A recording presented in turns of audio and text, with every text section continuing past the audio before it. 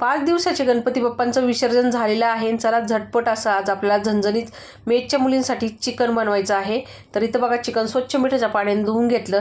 अद्रक लसूणची पेस्ट, लिंबाचा रस, हळद, धना पावडर, मीठ टाकलं आणि व्यवस्थित मॅरिनेशन करून 15 ते 20 मिनिटं झाकून ठेवलं.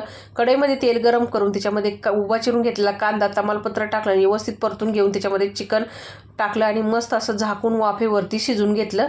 टमाटर, कांदा, कोथिंबीर, अद्रक लसूणची पेस्ट आणि लसूण, खडे मसाले हे मिक्सरला फिरवून घेतले. कढईमधलं चिकन शिजलं साईडला करून घेतलं.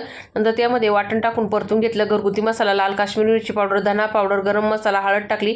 व्यवस्थित वाटण परतून घेतलं. त्याच्यामध्ये चिकन मिक्स करून घेतलं. आता जेवढी ग्रेव्ही हवी आहे तेवढं मी गरम पाणी ॲड केलं, उकळी काढून घेतली. थोडासा गरम मसाला परत टाकला आणि मिक्स करून घेतलं. चवीनुसार मीठ आणि कोथिंबीर टाकली. मंडळी इथं आपला झणझणीत चिकनचा रस्सा तयार करून घेतलेला आहे.